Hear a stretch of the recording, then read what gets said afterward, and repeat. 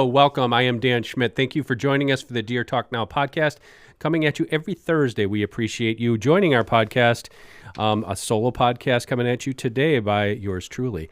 This podcast brought to you by Easton Archery, Wildlife Research Center, Traditions, Mossberg, 10-Point Crossbows, and others. We thank you all for that support, because without that support, we won't be able to bring you these every single week, which we've been doing now since 2011. I'm along with David Gillane today. David, thank you for joining me. Thank you for having me. David is my favorite when it comes to podcasts. I know I'm not supposed to show favorites, but when I have solos, he keeps me on, would you say in check? I keep you going. I keep you going for sure. Taking a sip out of my new Woodlands Church mug. I love that mug. Okay, today we're talking to you. David, what's the question? The question has to do with threats to deer hunting. What are the biggest ones? And as you know, there's a lot out there, a lot of news stories, a lot of bickering amongst ourselves. But like, if you really had to narrow it down to the two largest threats. Two largest threats. And that, for me, excuse me, is easy. Tell me if you agree or not. But number one, I think, is privatization of the resource. And that means, let's face it, deer hunting has become a rich man's sport. I don't think it's becoming a rich man. You don't have to be rich to be a deer hunter. But if you want to enjoy the fruits that we see, big deer, lots of deer, am I not right that basically public land hunting is, I know it can be done. I know there's a lot of guys out there have their own YouTube pages and things like that, but privatization is a real thing. Yeah, absolutely. You know, if you hunt enough or if you've hunted enough, you know that. Basically, everybody wants to hunt private land because you can manage it for your own desires, and there's nothing wrong with that. It's American way. And will that ever be solved? No. I mean, as we sit in this chair right now, I know of properties that are marginal at best, deer hunting properties that are selling for $8,000, $10,000, $12,000 an acre or more. And it's something that we talked about. I think I've told you this one, probably enough till you're sick about it. But when I started here in this chair at Deer and Deer Hunting 31 years ago, God, I'm old. A guy that sat next to me said, "Hey, what are you going to do?" I was young. I just moved. It was my first job away from home. He said, "What are you going to do? Are you going to build a house or buy a house? Or are you going to?" I said, "I want to buy hunting land." And he looked at me and he said, "Puh, yeah, if you want to pay $1,000 an acre, go right ahead." You should have. I'd be a rich man right now, wouldn't I? Yeah. I mean, I recently did some research on this, actually, and I think over the last 5 or 6 decades, there's only one decade where land went down, and I think it was the 80s. There's like a recession or something, and so a land recession, I think. I don't know. But anyways, the cost per acre went down at that point. But aside from that, I think it was, back in the 70s, it was like $900 an acre. Mm-hmm. To now, the average is somewhere in the $4,000 range. So, and that's across the country. Yeah, that's a national average. So imagine 10 years from now, you know, we've gone up about $1,000 in the last per decade in the last 4 or 5 decades. So you can only imagine the national average is only going to increase based off that pattern. That's a national average. And then you look at places where the deer hunting is good. Yeah. And multiply that factor by 3, 4, 5. Right. Right. It's absolutely crazy. I remember vividly, and I'll give a shout out to him here, Mark Drury, coming up to Brad and I at a gathering at the archery trade show, and he had his flip phone, and he said, "I just bought a farm," and he bought it. I think it was $900 an acre, and that was I can't remember if it was Illinois or Missouri. Is it the farm they gave away a few years ago? Might have been. I mean, at that price, those guys have had some brilliant ideas, but. And I just remember thinking like, oh, man, you know.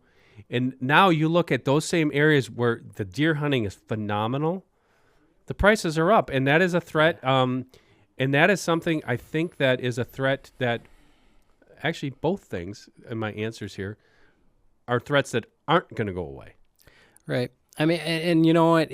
We're all capitalists here, so it's a double-edged sword because at the same time, right, we believe in competition, we believe in all of that, but land is just, it's one of those like precious, finite resources where it's like, gosh, I wish it were more available though to the average guy, you know? I do like, too. Like you are constantly sending me properties like this is insane, the cost of this. And I agree with you. And to all the listeners, just because Dan's on TV and talking in a podcast right now, trust me, that dude don't have enough to compete in this world. And none of us do really. Because especially in our area, like where my father-in-law has some land, some of those parcels are going for upwards of $10,000-$11,000 an acre, which is crazy. There's a lot of money. And now let's extract ourselves out of the talk about hunting land. Yeah. And let's just look at the housing market. Yep.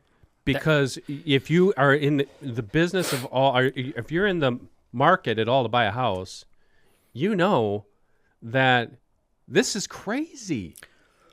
It's absolutely crazy. There's a lot of money out there, and it's a global economy. Yeah, I mean, I'm 36 years old. I'm on my third home purchase right now. And just from the time when I started till now, what $250,000 can get you is nothing compared to what it could get me 10 years ago. 10 years ago. Yeah. So, I mean, at least there, you know, you can build more houses, you can add supply to meet the demand, and you can help, you know, the interest rates can drop, and we can help with that. But land, you can't. Mm-mm. You cannot do that with land. So land, especially hunting land, it is.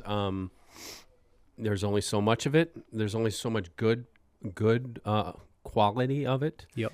And that is not going to get, like you said. No, I mean, what we do see is hunting land. Like I said, that was marginal. Mm-hmm. That was like a 50-acre piece that was just, maybe, okay, get a deer passing through. Now that stuff's getting parceled up into 10-acre, right, quote-unquote, hunting land. Yep. And so a guy will come out now and say, oh, well, that 10 acres is only $150,000, which I think is absolutely ridiculous if you're just calling it hunting land. But there's going to be somebody out there who's saying, oh, well, at least I can afford that. Right. You know, as opposed to when I started 20, 30 years ago, man, $150,000, $200,000, I'd be sitting like a king. Yeah. So that is a big threat. Again, I don't think there's an answer to it. Yeah, well, I mean, that's why, preserving our public lands is so important. That's why that big push this past year of the hunting community to come together and, fight against, what was his name out of Utah? Mike. The sale, Yeah, the sale of public lands. I can't remember his name either. Yeah, whatever his name was, the Republican senator out of Utah. The fact that we were able to come together as a entire community and get that stricken from the big, beautiful bill was one heck of a win, I think. And that's just the effort we need to continue in order to maintain enough access for everybody. So you remember this one, and actually, this is a man who I've grown to admire more. He was a direct competitor of us, and still kind of is. James Kroll, when he came out with a comment, and my gosh, did it raise my hackles. This was 20 years ago. Mm-hmm. His quote was, "Public land is the last bastion of communism." And I was a public land hunter all my years growing up. And I'm like, how dare he? And he was right. He was right. Basically, look at public land no different than a public bathroom or a public beach or a public park. What happens to it? Gets ruined. It gets ruined. It gets overused. People treat it like trash. They don't take care of it. And you know me, David. Mm-hmm. I lean more negative than I do positive. Yeah. Just a little. Just a tiny bit. I think something can be done as a community, deer hunting community, to demand, and it's not going to be easy. Just because we demand it, we're not going to get it. Demand better management of public land, because there's millions of acres here where we sit in this state. There's millions of acres in other places along the Mississippi corridor from Minnesota all the way down to Louisiana.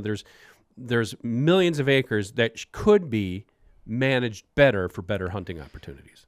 Well, and you know me, I'm more of a optimist, I guess, somewhat. You are. Sometimes. I'm really against big government. And I mean, my answer to everything that is ruined by mismanagement of the federal government is localize it as much as you possibly can. Right. So not even at the state level. Let's go down to the county level. Let's use those, sportsman's dollars, the tax that goes into that, the Pittman Robertson dollars, and let's start paying for local managers that actually care. Not the DNR.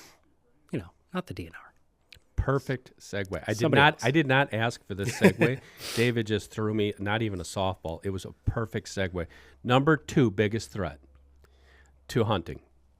It's not just my opinion. I think it's a fact, but I think it's a lot of people's opinion, is CWD. But in this regard, CWD protocols, mandates that have caused significant social and economic damage. That's right. That outweigh the long-term benefits of a disease that does not pose a large-scale population decline threat. It doesn't. Nor human health threats. They don't. It's the ridiculous regulations. So you're talking about government. That's what we're seeing now with CWD. And this is where this podcast is going to go right now. Where government, both federally and by the states, mostly by the states right now, are overstepping their bounds. And this is newsworthy because of this. Missouri, case in point, I asked all you guys on social media. You responded. Missouri just had their guns opener here, David, last Saturday. Mm-hmm. So leading up to last weekend, this came out. And this just blew my mind. And I know a lot of my friends out there, you're going to take issue with this, but go ahead and comment. Don't just sit there and send me a private message. Be vocal about it. Be vocal like a lot of the people that we have showcased on Deer and Deer Hunting's platforms who actually do care about the future of deer and deer hunting. But Missouri came out, the November 15th and 16th was their opening day of gun season. Mandatory. You are forced to get your deer tested for CWD in dozens of counties. We could list them all. We'll put a link in the comments for you. If you hunt there, you know about it. If you don't hunt there, you need to study this because coming to a state near you soon. Yeah. So what they said must be taken to a mandatory sampling station. They'll have drop-off freezers will be locked in these counties during this time to encourage compliance with mandatory sampling regulations. And guess where they had these sampling places, David? I don't know. A bait shop, taxidermist locations, a campground, some schools, parking lots, random. Okay, lop that head off that's got prions seething all over the place, if it does have CWD, and drag them across the county and drop them off at the local Lions Club parking lot or something like that. Your kid's third grade classroom. Yeah, and then this is all because we're going to fight CWD in Missouri, because then guess what's going to happen after the season? They're going to conduct what they call spark eradication efforts. Have you heard of this? Now, this has been shown to work in small little areas. Basically, they go in where CWD is found and slaughter the deer. They've done it in Illinois. They've tried it. They've tried it in Illinois. They've tried it in Wisconsin. They've tried it other places. The DNR comes in there with sharpshooters, quote unquote sharpshooter. What is a sharpshooter, by the way? Mark Kaiser definitely is a sharpshooter, but employed by the government. You have to take it. No, it's just a guy with a rifle hunting at night over bait. By the way, the Missouri Department of Conservation went as far to say that hunting at night isn't hunting. I would agree with that. Unless you work for the DNR. And using bait is not hunting, according to the Missouri Department of Conservation. Unless you work for the DNR. But you can use it to eradicate deer where the prevalence rates aren't even a couple percent. We're going to get to this. I know there's a lot of naysayers ready to start lobbing hand grenades at me. But go tell all those hunters in Texas, the number one hunting state in the country, that baiting isn't hunting. Oh, let's really rattle that beehive. You're going to throw that out there and say, well, it's not hunting, so we can do it. Because, this is in the name of science. But let me take myself out of this conversation for a second. I asked you guys, I went to X, I went to Facebook, I went to Instagram on all my personal pages, and I said, I just want to hear from you Missouri hunters. I'm not going to tell you what to say. I want to hear what you think of mandatory testing. This is what we got. I'm going to read 6 of them. Carrie Inman, you want to comment? Here's your comment. The Missouri Department of Conservation has outlived its usefulness and no longer serves the citizens of Missouri. The problem is the MDC is funded by a sales tax upon everything sold within this state, and a tax was passed by a constitutional amendment. The only way it can be ended by is a constitutional amendment. Quit feeding the snake, and you will essentially cut off its head. That was Carrie Inman. I'm just going to read these all, and then we can comment about it. Todd Bithell. I feel the MDC is doing a very poor job of communication on handling CWD. I think what they're doing is trying to slow down the spread of the disease until a better solution is found. If this is the case, they should really push that message. If they're not trying to prolong the effects in hopes of a solution, then eventually the disease will take over no matter what. It doesn't help that the MDC has very little accountability to the people and oversight. Dustin Miller. Thank you all, by the way. You had some great comments.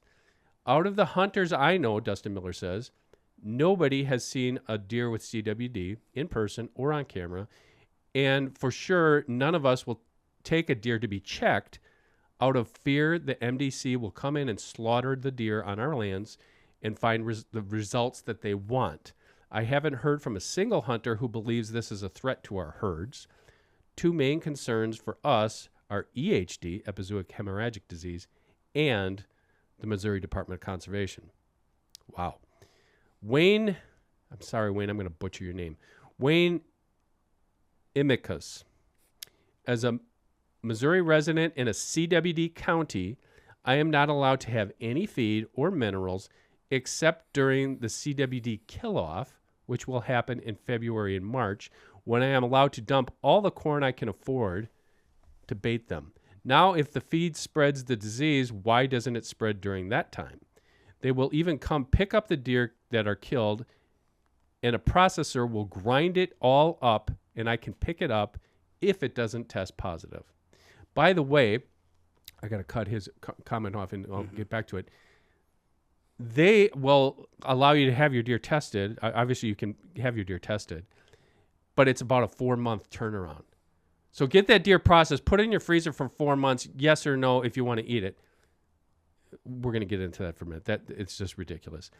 And they only test 2 days out of how many seasons they have. It's a scam, and the MDC is going to get a terrible reputation from this and the wild pigs. That's from Wayne. 2 more. Jackie Klein. They are no longer interested in sportsmen. It's all about how they can get federal funds, in my opinion, are void. I don't trust anything they do or say. Now, this isn't just the MDC. This is the Wisconsin DNR. This is the Michigan DNR. This is the Minnesota DNR. We could share many stories about what's going on there. One more comment. Terry Weaver.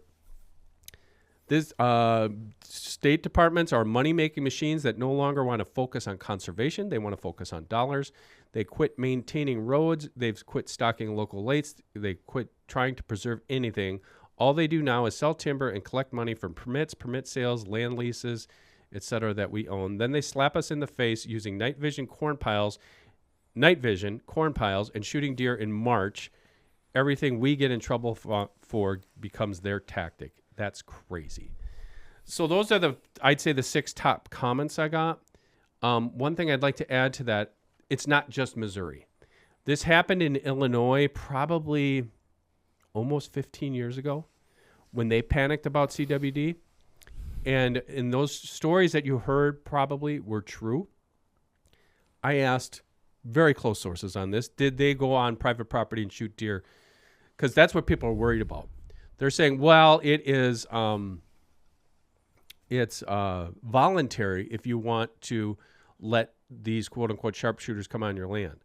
Yeah, that's what they told you from the beginning. But in Illinois, they not only went onto property, people were posting no DNR sharpshooting signs on their private land, and there were lawsuits over this because agents went on their land to shoot deer after the season, all in the name of quote-unquote fighting CWD, trying to bring those deer populations down.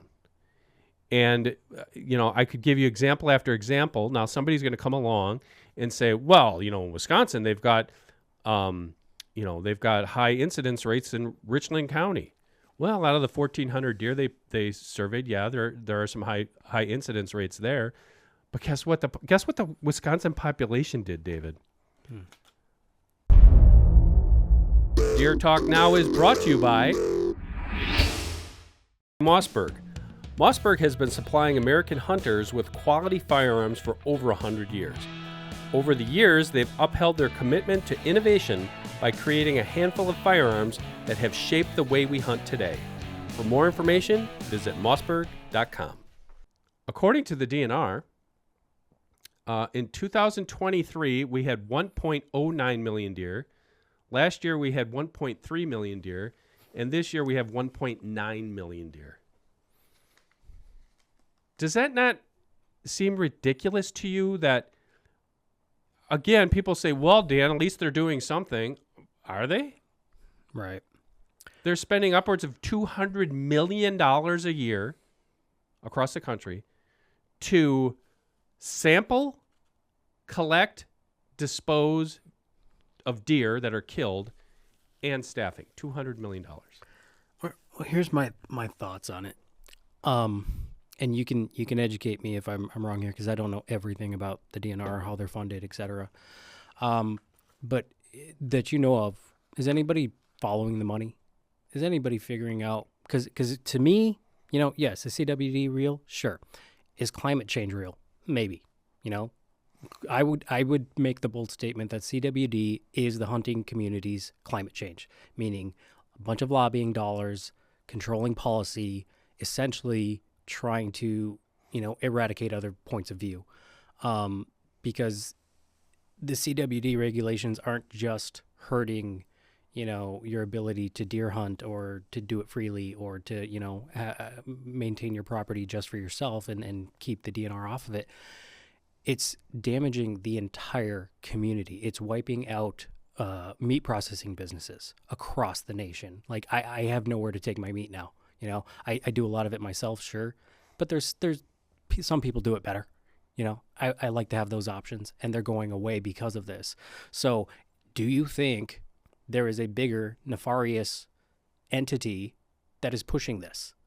And if so, who's figuring out who that is? Is it PETA? I wouldn't go. I would say yes. That's obviously an easy connection to make. I don't think it's that easy, though. I mean, I don't think that there's this,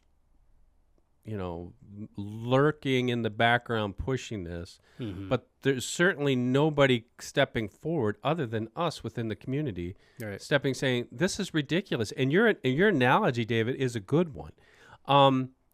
I'm probably under the unpopular opinion that climate change is real to a certain extent. But, the best way I can put it is the quote-unquote CWD is real. Right. And that's why it's a not good a analogy, denier. I don't care what anybody says. I am not a denier that. But it's not the end of the world. No. And the thing is like, what... Okay, let's just agree that it's real. Yeah. What are its consequences? Could it reduce deer? And I've just got one from a very esteemed biologist who sent me, and I respect you. You know who I'm talking about, because I know he's listening to this. I respect you to the nth degree. He gave me the example of Kansas.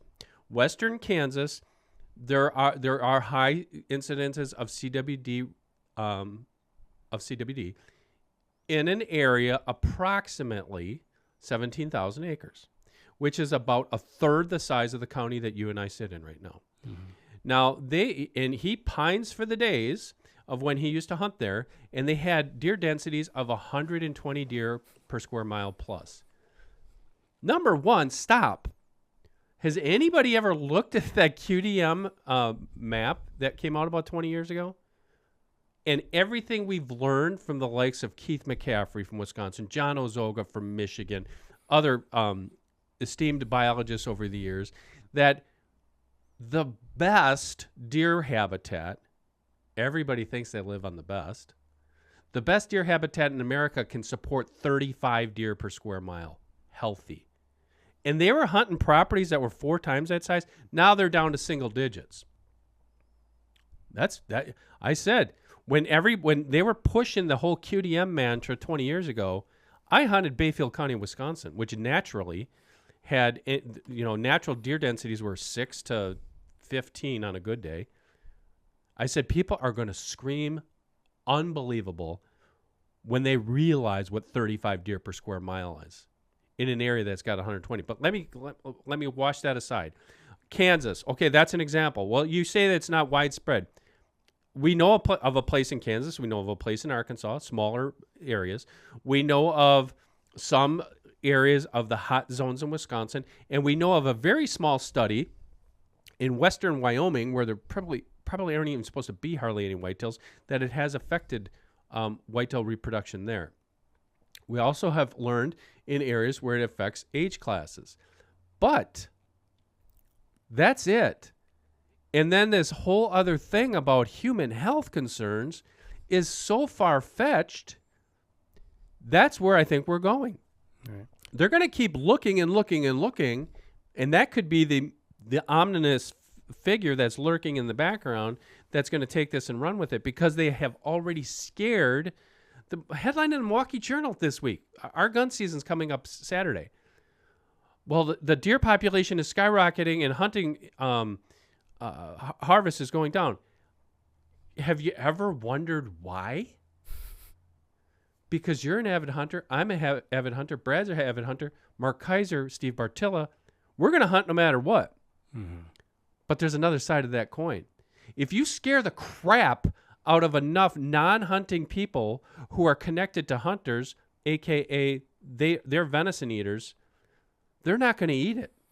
Well, not only that, if you scare hunters who aren't as avid as us, right? We do it for a living, right? But they're 90% of the hunters out there are just weekend warriors. They're guys that just take a weekend off, during the rut or during gun season and go up there. But now you force them to go take their carcass in and get it sampled. Now it becomes too much work. Now they can't take their meat somewhere. It becomes too much work to do it themselves. You're kicking people out of the sport with these ridiculous regulations. You are. And for what? Okay, and they'll say, well, it could be. You know what? That is a could be. And let's get into the Creutzfeldt-Jakob's disease research. Number one, I'm gonna put this in an elevator note for you. Number one, Creutzfeldt-Jakob's disease, CJD, which is the thing that they're trying to scare us with. Oh, there could be a link between chronic wasting disease in deer and Creutzfeldt-Jakob. Well, what about scrapie in sheep and these other encephalopathy disease? Let's wipe that aside. Number one, CJD on itself is responsible for 1 in 1 million deaths on its own. With chronic wasting disease on the landscape, guess what the incidence rate for CJD in North America is? 1 in 1 million. It's the same. It has not changed. Now, but that's a could be. That's the boogeyman in the background. Real health concerns. Show me, please, anyone, show me the outcry of cattle ranchers who are worried about chronic wasting disease on the landscape. Crickets. So I'm raising cattle and I'm not worried about CWD affecting my cattle, but I'm worried about eating venison. You tell me. I'm just throwing that question out here. Show me the concerns from individuals who eat anything from where deer live. Anything. Because as we know, according to the research that we've been presented, that those infectious prions can supposedly uptake in plants. They live in the soil forever. You can't kill them with fire or bleach or anything else. Nobody's worried about that. Nobody's worried about the family that's living in Brookfield, Wisconsin, which is just outside of Milwaukee. You think they're worried about the carrots that they're eating out of their garden because deer have been eating there? I don't know. Should you be? It should be equal, I think. Show me the research that shows any supposed link to human health and concerns. And you know what I'm going to show you? I've talked about this before, David. I know you're sick of hearing about it. I will show you definitive research on how ultra-processed foods, diets high in sugary sodas, packaged snacks, ready-made meals are associated 100% with a link to Parkinson's disease and Alzheimer's. 100%. and you're probably listening to this podcast. I'm not picking on you, but you're probably listening to this podcast drinking a Mountain Dew and eating some Little Debbie's or, some Stouffer's lasagna that was processed. It's 100% link, but you're not worried about that. Americans aren't worried about that, but you're worried about some disease with deer. Am I just crazy here? Nope. And I will also show you. I used the broccoli study. I've used all these other studies with paraquat. It's a commonly used herbicide that they spray on plants in California. I mean, look at everything that's planted in California. In Washington State, the pristine apples that you get, the pristine pistachios and almonds or whatever else you're buying are treated with things that we know 100% are linked to diseases. 100%. And there's no outcry over that. But, by all means, lop that deer's head off, throw it in the back of your car, and drive it halfway across your county to go drop it off of an elementary school where they have a nice little neatly packaged, taxpayer-funded kiosk where you can throw in there and fill it out where you shot your deer and then wait, months to get it back saying it's negative or positive. And then when you get it back, it's positive. Guess what? And not to be sexist, but 98% of the deer hunters are men. But guess what the wife or significant other says? You're not bringing that shit into my house. Yeah. But you can bring all those processed foods in, and we know I could probably get Parkinson's from that. But that's okay. Yeah, I'm sorry. I know I'm ranting, but it's just it's the truth. Yeah, it's It's corporate brainwashing, really. It goes to what your point is. Look at everything we talk about with, the whole thing about climate change. And people say, "Oh, you're just a conservative kook," I mean, look at all the environmental damage that's done to make a battery for an electric car. Yeah. But my God, you can't put gasoline in a combustion engine because you're killing the planet. All right. It's like Ted's analogy of what goes into making a veggie burger. Yeah. The amount of stuff you got to kill millions just to of do things. those crops. It's a scorched earth thing. But yeah. Okay, so back to following the money. I did write those numbers down. It's approximately $200 million a year that is being spent on taxpayer dollars on sampling, collection, disposal, and staffing. And that is through federal funds. They had the thing in, what was that?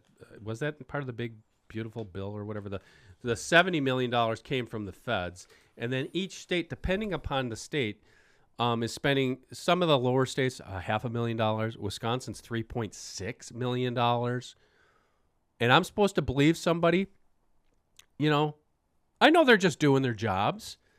But show me where mandatory testing is doing anything but spread fear. Right. If it's not doing, it's the lion's share is spreading fear. It is. It's as simple as that. I'll go toe to toe with anybody who wants to debate me on that. It's not doing anything to stop the disease. My biggest, what sticks in my craw is, well, we're fighting CWD. Really? How are you fighting CWD?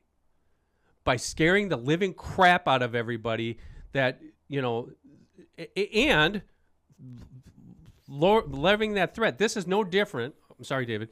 This is no different than the whole wolf connection. Mm-hmm. Back 40 years ago when we agreed to, and rightly so, to manage timber wolves, we were told once we get to 250, we're going to start managing them. Guess what? Well, we're doing it based off of, I can't remember the phrase they came up with. Basically, we're not going to manage them. And it's the same thing with CWD. Prove me wrong. What they're going to do, mandatory testing, well, now we're going to come in and it's up to you. You can volunteer if we can come on your land. No, they're going to come onto your land. They're going to kill your deer. And I don't blame anybody. This goes back to the first part of this conversation. You're in Missouri. You just spent $6,000, $8,000, $10,000 an acre for land. Now the DNR is going to come in there, or the MDC or whatever they call themselves. They're going to come in there and say, well, we got CWD in here, so we're going to have to kill all these deer. No, you're not. No. My land, my rights. Right. If you're going to go on and kill all the deer off of a disease that, you think is going to wipe out mankind, well, you better be doing a lot of other things then. And then that runs into the thing of like, what kind of country do we live in? And who's managing it? Okay, so I'm sorry I ranted. Yeah, Probably too much that's right. coffee, but I do. Okay, so they say, well, Dan, you think you know so much, which I don't. I just talk to a lot of people every day. Hang on one second. What should hunters do? This is my prescription. 1, 2, 3, 4 things. 4 things hunters should do. Hunt, number 1. Manage deer herds to responsible levels, which we have always preached here at Deer and Deer Hunting. If somebody in the know is telling you have 120 deer per square mile, you have way too many deer per square mile. If somebody's telling you have 50 or 60 deer per square mile, you have almost twice as many deer that you should have at maximum level on the best land. And number 1, don't assume you have the best land. Assume your land is medium. So now you should be managing those deer densities to, and I know a lot of guys who do this, but you should be managing those deer densities to 20, 25. That should be your goal. If you don't know how to do that, there's plenty of resources out there to help you. And actually government resources that can help you with that. Number 3, process your deer and use common sense approach. If you feel the necessity to go dispose of your carcass, and I know some guys that are like that. I mean, we're lucky. We live out in the country. If you feel the necessity, you live in an urban area that you got to take it to they do have disposal dumpsters where you can go dump your carcasses. Go ahead and do that. I'm not going to lose a single ounce of sleep by processing a deer on my own and putting that carcass where I've put it, forever. The back 40. Back 40. Because if you're sitting there and telling me, oh my gosh, Dan, that is so irresponsible. Really? Seriously?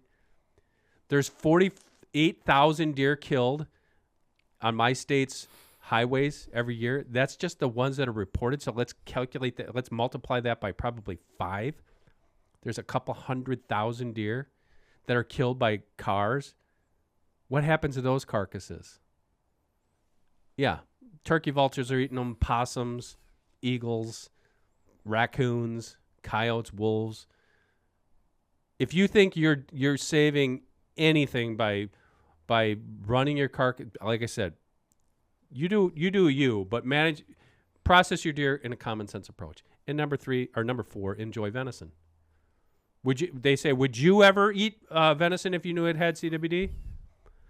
If you came up to me and said, here is proof positive it has CWD, I don't know. Maybe I wouldn't. But I'll tell you this. How long have we hunted in Wyoming? I mean, every year that I've been here, which is 9.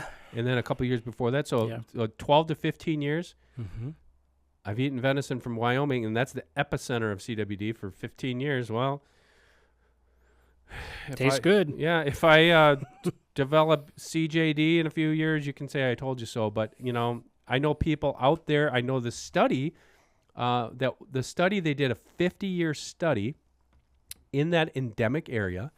And what they did is they went through death records and autopsies, and they basically lumped anybody who had a cognitive, what you call it, cognitive disease, like Alzheimer's or Parkinson's, or Creutzfeldt-Jacobs disease.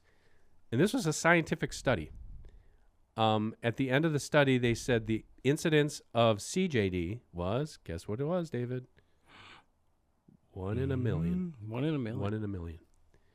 So that was over a 50-year study.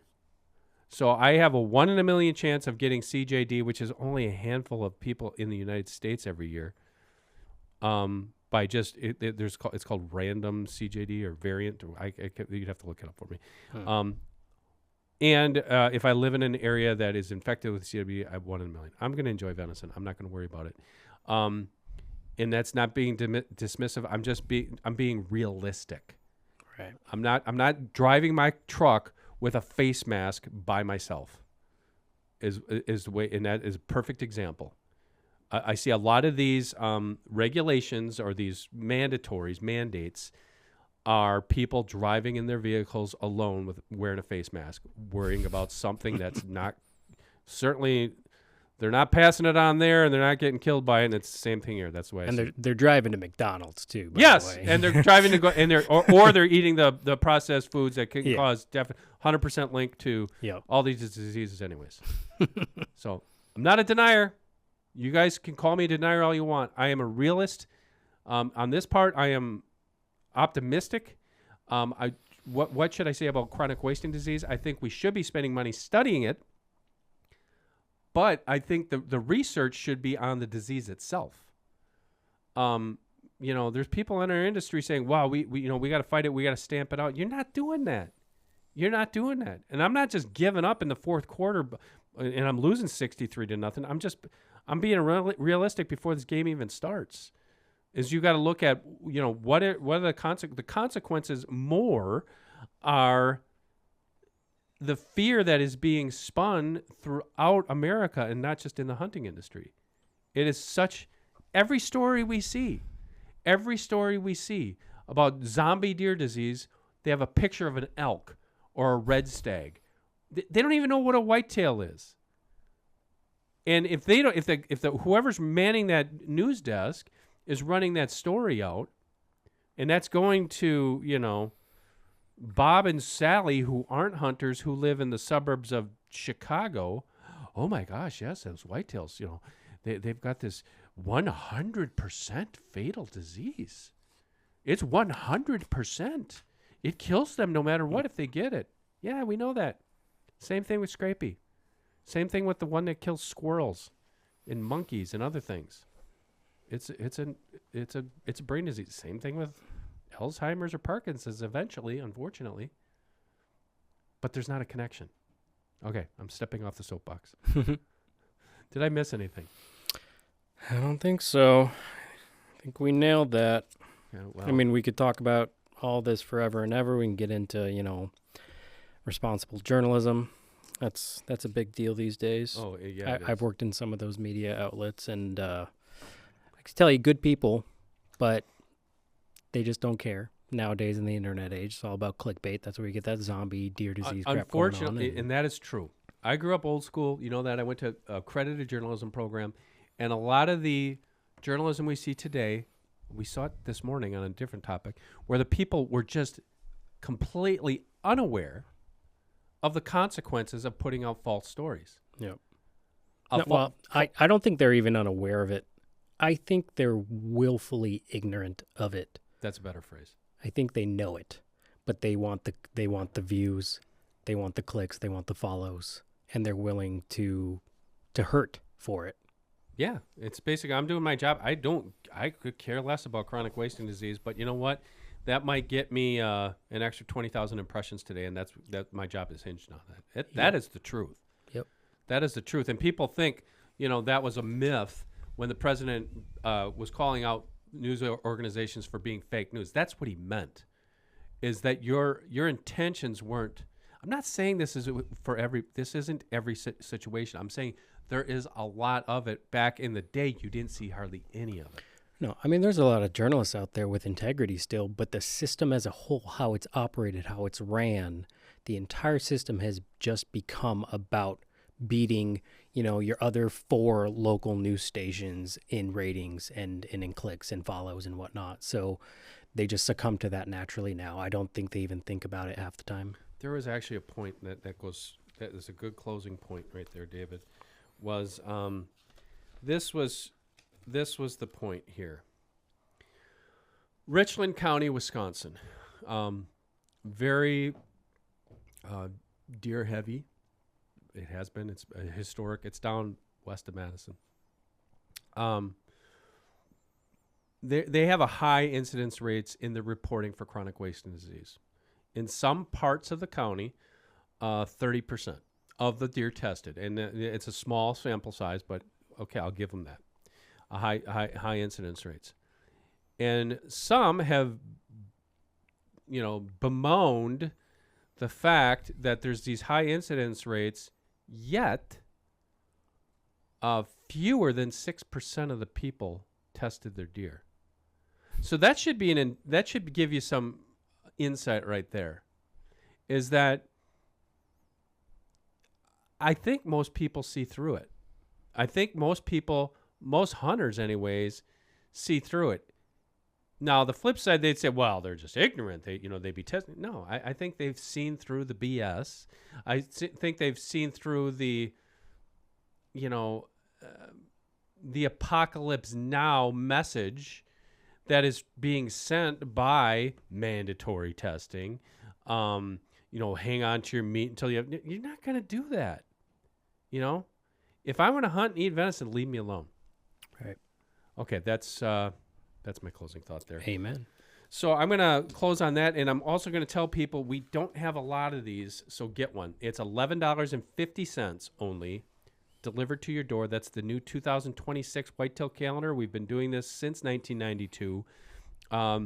Put Deer Talk in your reply to us, and we'll make sure you get it before Christmas. But they're $11.50, includes shipping. That includes Charlie Alsheimer algorithm on the rut predictions in the calendar, and it's got all those beautiful, they're all Charlie Alsheimer pictures. So we do have those, not a lot of them here. Send us a note here or just go over to the website. It's shop.deeranddeerhunting.com, right, David? Correct. And we'll put that link in the comments below. Thank you, everybody, for joining us. We appreciate your time. And all we ask you to do is like and subscribe and share this podcast wherever you're listening to it or watching it. For David Gillane, I am Dan Schmidt. We will catch you next week, Thursday, for another brand new episode of Deer Talk Now. The Deer Talk Now podcast is brought to you by Mossberg, Wildlife Research Center, Traditions Firearms, Outdoor Edge Knives, Hoyt Archery, and 10 Point Crossbow.